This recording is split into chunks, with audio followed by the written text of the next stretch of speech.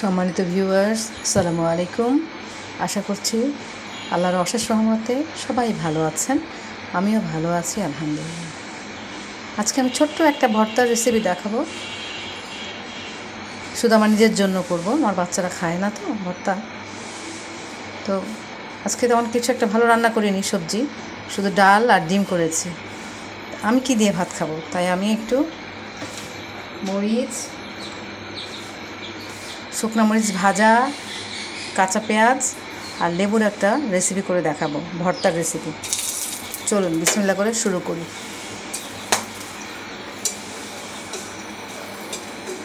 মরিচটা আগে ভেজে নিব। নিজের জন্য করব, আমি একা খাবো, তাই অল্প করব, বেশি একটা করব না। যখন ভাত খাওয়ার কিছু না থাকে তখন এই বাসায় আমি এই ভর্তাটা বানিয়ে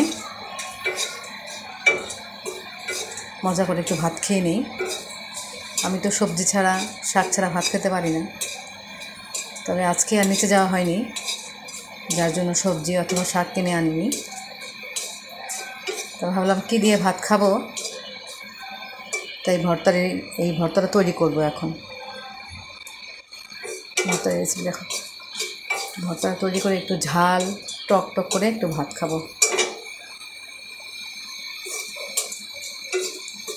তেল যদি গরম করে তারপরে মরিচ দেওয়া হয়, তাহলে মরিচের গন্ধ বের হয় না, কাশিও হয় না।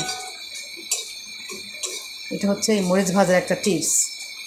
আপনি যদি মরিচটা দিয়ে তারপরে তেল দেন, তাহলে অনেক গন্ধ বের হয়, কাশি হয়, চারদিক ধোয়া হয়ে যায়।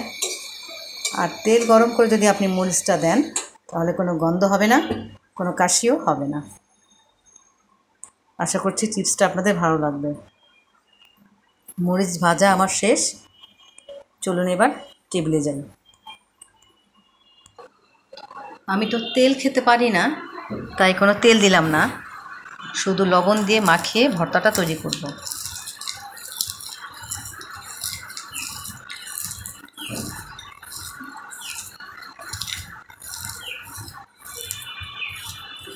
লেবুতে প্রচুরই ভিটামিন সি আছে, আর এটা পাওয়াও যায় হাতের কাছে, এটাই সত্যি।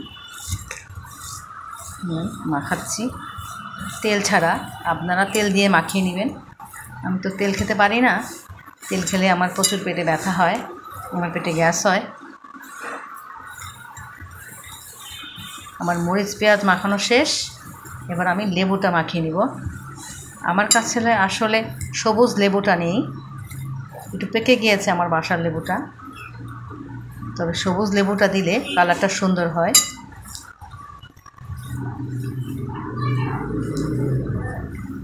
এই দেখেন, একদম অনেক অল্প সময়ের মধ্যে আমি এই খাবারটা তৈরি করেছি।